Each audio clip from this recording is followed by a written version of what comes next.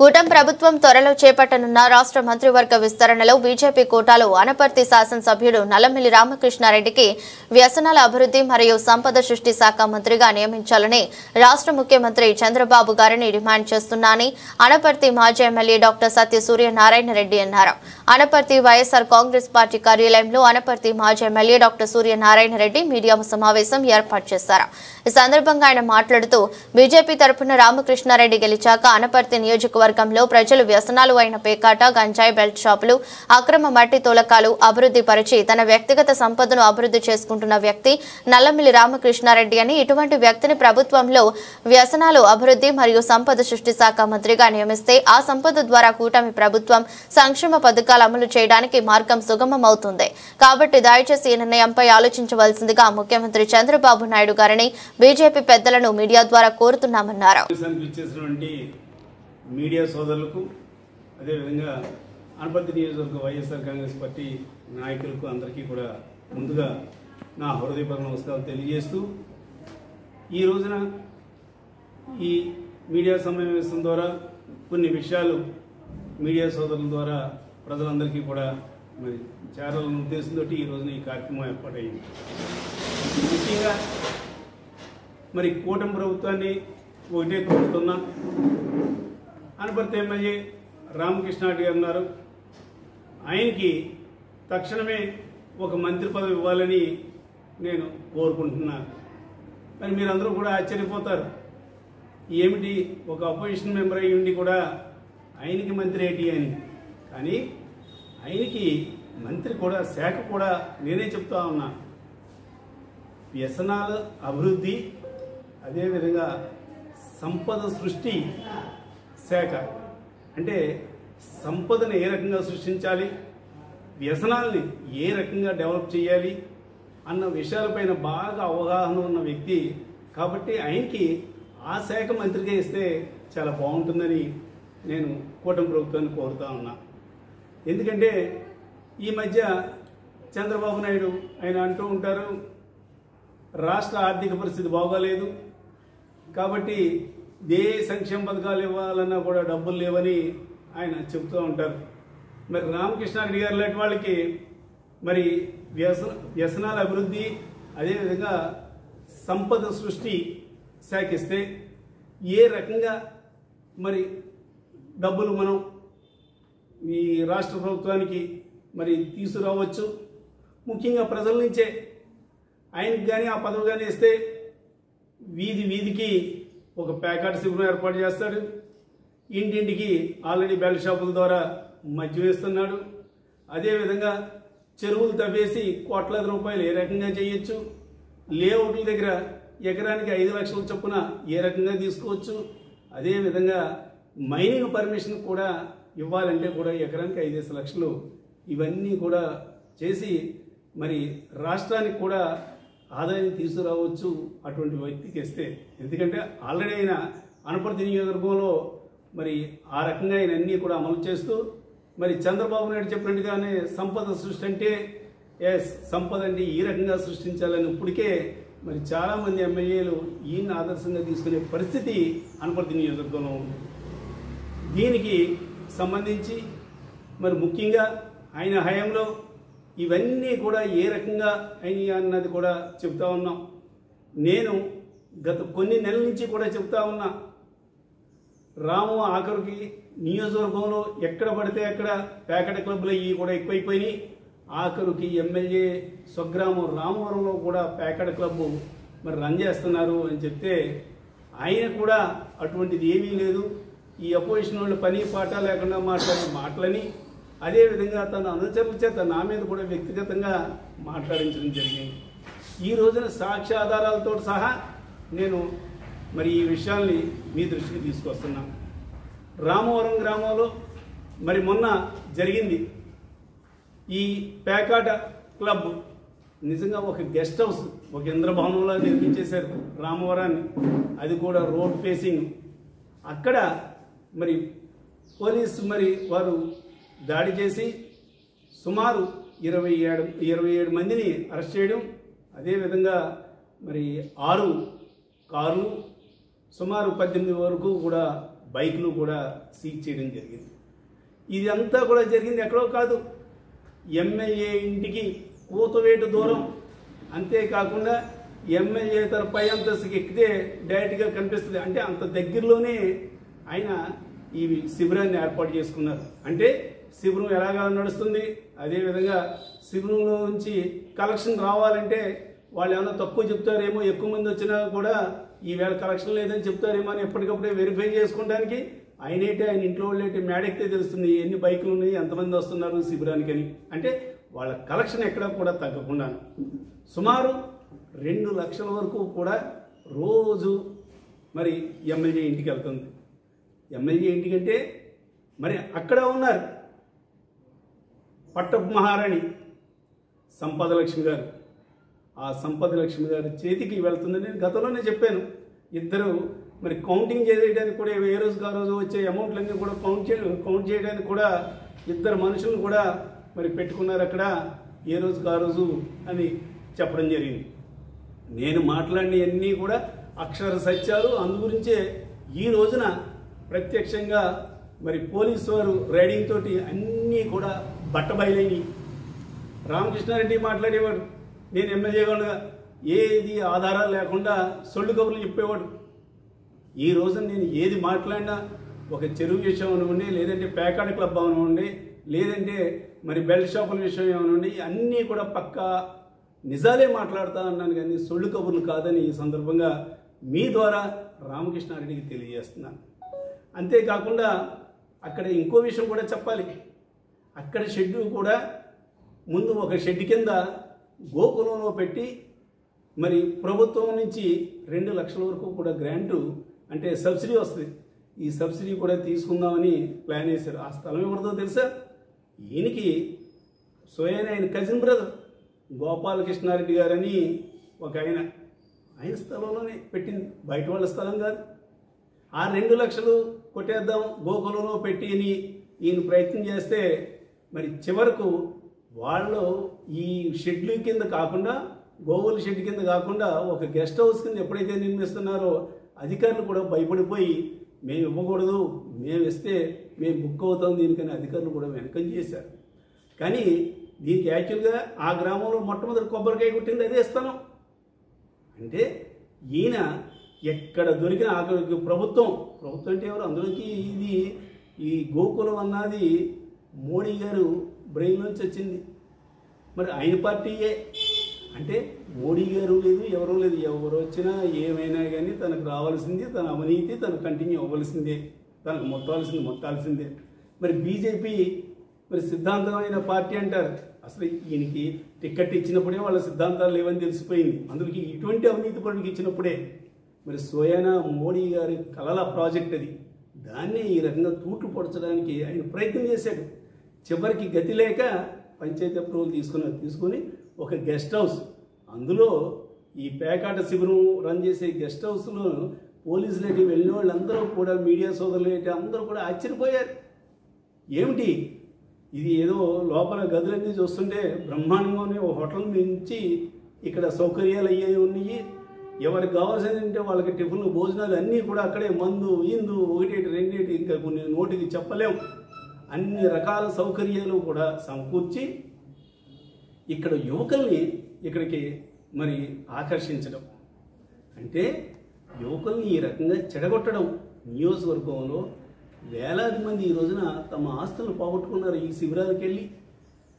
అంటే వాళ్ళ రక్త మాంసాలతో, అంటే వాళ్ళ తల్లిదండ్రులు సంపాదించింది యువకులు తెలిసి తెలియని వయసులో దీనికి అట్రాక్ట్ అయ్యి వాళ్ళు ఈ రకంగా మరి నష్టపోవడం. ఎన్నో కుటుంబాలు ఈ రోజున ఆర్థికంగా చిన్న భిన్నమైనవి.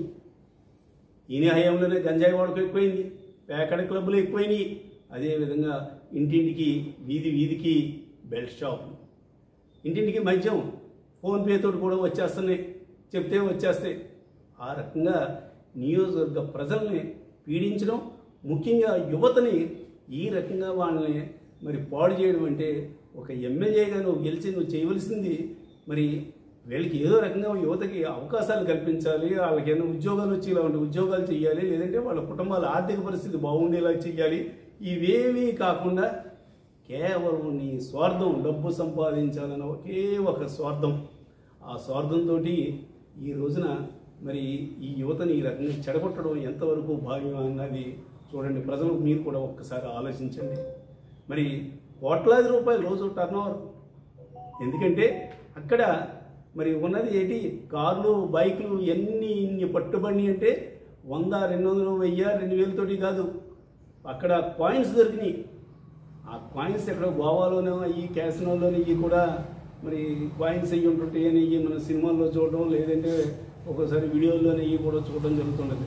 అది సాక్షాత్తు అనపర్తిలో ఎమ్మెల్యే స్వగ్రామంలో తన ఇంటి దగ్గరలోనే మరి కాయిన్స్, ఒక్కొక్క కాయిన్ విలువ 500 నుంచి 5,000 వరకు కూడా ఉంటుందట.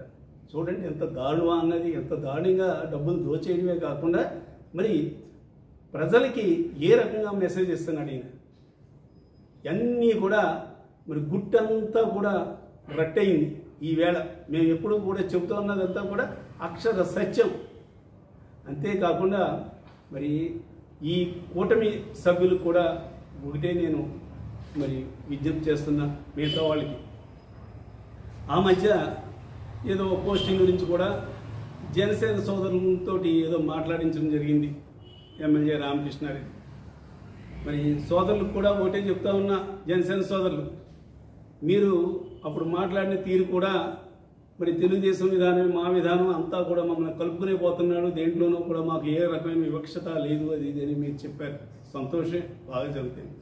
కానీ ఇటువంటి అక్రమాలు, అదేవిధంగా అన్యాయాలు, అవినీతి కార్యక్రమాలకి మీకు ఏ రకంగానూ సంబంధం లేదు, మీరేమీ కలుపుకోవటం లేదు అంటే మాత్రం తక్షణమే మీరు ఖండించండి. ఇటువంటి వాటితో మాకు సంబంధం లేదని. లేదంటే ఇతన్ని వెనకేసుకుని వస్తే ప్రజలు కూడా మిమ్మల్ని కూడా అనుమానించవలసిన పరిస్థితి వస్తుంది.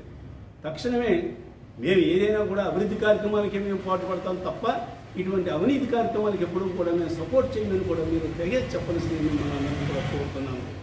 అంతేకాకుండా మరి బీజేపీ నాయకత్వం మొన్న మధ్య ఏదో సోషల్ మీడియాలో అది జరిగిందో లేదో, నిజమో కాదో కూడా ఎవరికీ తెలియదు. ఈ ఎమ్మెల్యే రామకృష్ణారెడ్డి మరి బీజేపీ అధ్యక్షులైన మాధవ్ గారు చాలా పొగిడారు. చాలా గొప్పగా పనిచేస్తున్నావయ్యా, చాలా బాగా అద్భుతంగా ఉంది ఈ పనితీరని నన్ను మెచ్చుకున్నారని ఏదో సోషల్ మీడియాలో పోస్టర్ పెట్టారు. అయ్యా మాధవ్ గారు, అంటే మీ దృష్టిలో మరి మంచి అంటే ప్యాకాట్ క్లబ్బులు రన్ చేయడం, అవినీతి కార్యక్రమాలు చేయడం, చెరువులు ఇష్టారాజ్యంగా తవ్వేసి కోట్లాది రూపాయలు కొట్టేయడం, లేఅవుట్ల దగ్గర, అదేవిధంగా మైనింగ్ దగ్గర డబ్బులు తీసుకుంటాం, అదేవిధంగా నచ్చని వాళ్ళని తీవ్రంగా హింసించి వాళ్ళని బాధించడం, ఇది బీజేపీ సిద్ధాంతమా? ఇటువంటి వ్యక్తిని మీరు పొగిడారా? ఇటువంటివి కూడా మేము సపోర్ట్ చేస్తున్నామంటే ధైర్యంగా మీరు కూడా ఇవ్వండి. లేదంటే ఇటువంటి చర్యలతో మా పార్టీకి సంబంధం లేదు, మేము అటువంటి వాటిని ఎంకరేజ్ చేయమని మీరు స్పష్టంగా చెప్పండి. లేదంటే ప్రజలు మీరందరూ కూడా మరి అతను చెప్పుకున్నట్టుగా అతను ఆల్రెడీ ఒక మెసేజ్ ఇచ్చాడు మొన్న. దాని ప్రకారంగా చూస్తే మీరు ఇటువంటి వాటికి మీరు సపోర్ట్ చేస్తున్నారన్నట్టుగానే ప్రజల్లో సంకేతం వెళ్తుంది. మరి ఎంతో సిద్ధాంతమైన పార్టీ అంటారు, మరి అది నిర్ణయం తీసుకోవాల్సింది మీరే, మేం కాదు. అంతేకాకుండా మరి ఈ కార్యక్రమంలో ముఖ్యంగా ఏదైతే ఉందో, ఏది ఈ పోలీసులు మనం పట్టుకున్నారో ఆ కార్యక్రమంలో పాల్గొన్న ప్రతి పోలీస్ అధికారిని కూడా మనస్ఫూర్తిగా అభినందిస్తున్నాను.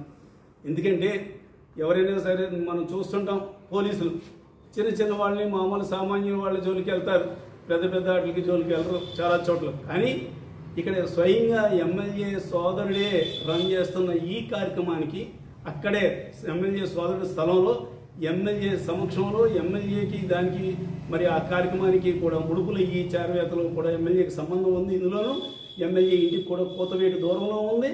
అయినా కూడా ఎక్కడా కూడా మీరు అధికారానికి తలొగ్గక ధైర్యంగా వెళ్ళి రైడ్ చేసి పట్టుకున్నందుకు ప్రతి పోలీస్ అధికారిని, పోలీస్ సిబ్బందిని కూడా మనస్ఫూర్తిగా నేను అభినందిస్తున్నాను. అంతేకాకుండా మరి పోలీస్ సిబ్బంది కూడా ఇంకోటే చెప్తున్నా, చాలా వరకు కూడా ఫోన్పేలు అయినాయట. మీరు ఆ సెల్ ఫోన్ కూడా సీజ్ చేసి ఉంటే ఇంకా బాగుండేది, మీకు దొరికిన వాళ్ళ దగ్గర సెల్ ఫోన్. అదేవిధంగా ఈ కాయిన్స్ దొరికినాయి. ఈ కాయిన్స్ మామూలు ప్లాస్టిక్ బిళ్ళల కింద మీరు ఇడిచిపెట్టొద్దు, దానిపైన సమగ్ర ఎంక్వైరీ చేయండి. ఆ ఒక్కొక్క కాయిన్కి కూడా 500 నుంచి ఇంతకుముందు చెప్పిన 5,000 వరకు కూడా దాని విలువ కడతారట. అంటే మరి అది ఏంటి, ఎంతవరకు కూడా ఇక్కడ ఎంత భారీ మొత్తంలో జరుగుతుందన్నది తప్పనిసరిగా పోలీస్ అధికారులు దీనిపైన ఇన్వెస్టిగేట్ చేయవలసిందిగా మరి మీడియా ముఖంగా పోలీస్ సిబ్బందిని అందరినీ కూడా కోరుకుంటున్నాను. ఇక ఎమ్మెల్యే ఇంటికి అన్నీ వెళ్తూ ఉంటే అక్కడ ఒక పట్టపు మహారాణి గారు ఉన్నారు. ఆ పట్ట మహారాణి గారు మరి సంపద లక్ష్మి గారు. సంపద లక్ష్మి గారికి ఏ రకంగా మూటలు అందుతున్నాయా అన్నది గతంలో నేను చెప్పాను. ఆఖరికి ఆ మూటలు కౌంట్ చేసుకోవడానికి కూడా 2 మనుషులు కూడా పెట్టుకున్నారంటే ఏ రకంగా జరుగుతుందన్నది చూడండి. రోజు కోట్లాది రూపాయలు ఇక్కడ జరుగుతుంది. ఏ రోజుకి ఆ రోజు లెక్క వచ్చేస్తుంది ఇంటికి. వీళ్ళ పర్సంటేజ్ ప్రజలు ఏమైపోయినా పర్వాలేదు, వాళ్ళ ఆస్తులు అమ్ముకున్నా పర్లేదు, రోడ్డును పడ్డా పర్వాలేదు, మీకు రావాల్సింది వస్తే చాలు అంటే ఇదా పద్ధతి? మళ్ళీ మాట్లాడుతూ మీరు అంటుంటారు, నేను మూలారెడ్డి గారికి రాజకీయ వారసుని, 55 సంవత్సరాల నుంచి మా రాజకీయ చరిత్ర ఉన్న కుటుంబం అని చెప్తూ ఉంటారు. కరెక్టే. ఆయన దయాదాక్షిణ్యాలతోటే, ఆయన పేరుతోటే, అదేవిధంగా అధికార పార్టీ అండతోటే ఇప్పుడు నువ్వు ఎమ్మెల్యే అయ్యో, ఓకే సంతోషం. కానీ నువ్వు ఈ రకంగా ప్యాకాట క్లబ్బులు రన్ చేస్తున్నావు, ఈ రకంగా దందాలు చేసేస్తున్నావు. నేను గతంలోనే చెప్పాను. అదేవిధంగా డైలీ ప్యాకాట క్లబ్ నుంచి ఇలా 2 లక్షలు వసూలు చేస్తున్నాను. అదేవిధంగా మరి చెరువుల దగ్గర నుంచి, లేఅవుట్ల దగ్గర నుంచి ఇలా డబ్బులు కలెక్ట్ చేస్తున్నావు నువ్వు అని తెలిస్తే పాపం పైన ఆయన ఏ లోకాన్ని ఉన్నో ఆయన ఆత్మ మాత్రం తీవ్రంగా క్షోభిస్తుంది. రేపు 1వ తారీఖున ఆయన వర్ధంతి ఏదో ఘనంగా జరుగుతానని నువ్వు చెప్పడం జరిగింది. ఈవేళ సోషల్ మీడియాలో చూశాను. నీకు ఒకటే విషయం చెప్తా ఉన్నా, ఆయన వర్ధంతి జరపడం ఘనంగా అన్నది పక్కన పెట్టు. నిజంగా ఆయన ఆత్మ క్షోభని తగ్గించాలంటే ఆ వర్ధంతి రోజున ఆయన విగ్రహం దగ్గరికి వెళ్ళి సాష్టాంగ దండ ప్రమాణాలు చేసి లెంపలు వేసుకో. తర్వాత మిగతా కార్యక్రమాలు. నేను తప్పు చేశాను, ఇటువంటి ప్యాకాట్ క్లబ్బులు రన్ చేయడం కానీ, లేదంటే చెరువులు కానీ, లేదంటే లేఅవుట్లు కానీ, అదేవిధంగా ప్రతిపక్ష పార్టీ వాళ్ళని హింసించడం కానీ, ఇవన్నీ కూడా చాలా తప్పులు చేశాను. మీరు చెయ్యని పనులన్నీ కూడా నేను చేశాను. మీ రాజకీయ వారసత్వాన్ని నేను పుచ్చుకున్నాను. కానీ ఇవన్నీ కూడా లేనిపోయి అన్నీ కూడా మీకు నేను అపవాదు తీసుకొచ్చినందుకు క్షమించండి, నేను క్షమాపణ వేడుకున్నప్పుడు మిగతా కార్యక్రమాలు చేయండి. పైన ఉన్న ఆయన ఆత్మ శాంతిస్తుంది. అదే కాకుండా ఆయన్ని అభిమానించే వాళ్ళు కూడా సంతోషిస్తారు. కనీసం ఇప్పటికన్నా ఇతను తప్పు తెలుసుకున్నాడు, చెంపలు వేసుకున్నాడని. అంతేగాని ఇటువంటి అవినీతి కార్యక్రమాలు ప్రజల యొక్క మరి రక్త మాంసాలకి మరి కకృతిపడి ఈ రకంగా చేసిన నువ్వా మాట్లాడేది? గతంలో ఏమేమి మాట్లాడావో ఏం ఆధారాలు లేకుండా గుర్తు తెచ్చుకో. ఏదో ఈస్పేట్ అని, ఆటినని రకరకాలుగా ఏదో మాట్లాడేవే. సంపద లక్ష్మి ఏం చేస్తుంది ఇప్పుడు చెప్పు? సంపద లక్ష్మికి ఎంతంత తీసుకుంటున్నాం? మేము సాక్ష్యాలతో మాట్లాడుతున్నాం. మేము ఆరోపణ డైరెక్ట్గా ఇంక మిగతా సాక్ష్యం మేమేం చెప్పక్కర్లేదు. డైరెక్ట్గా పోలీసు రైడింగే చాలు, అదే పెద్ద సాక్ష్యం. మళ్ళీ వాళ్ళని బతిమాలుకోవడానికి, అదేవిధంగా వాళ్ళ మీద ఒత్తిడి చూసుకోవడానికి కూడా నువ్వు చాలా ప్రయత్నం చేసేవాడు పోలీసు సిబ్బందిని. ఏదో రకంగా నన్ను ఈ గణం నుంచి గట్టిని బయట పడేయండి బాబు నన్ను, లేదంటే పరుగు పోద్దని కూడా నువ్వు చాలా వేడుకున్నావట. అయినా కూడా పోలీసు సిబ్బంది ఎక్కడా కూడా నీ వేడుకోలను ఎక్కడా కూడా ఒప్పుకోకుండా వాళ్ళని నిషేధిగా చేశారు. మరొక్కసారి మీడియా ద్వారా ఆ పోలీసు సిబ్బంది అందరినీ కూడా ప్రత్యేకంగా నేను అభినందిస్తున్నాను. Thank you.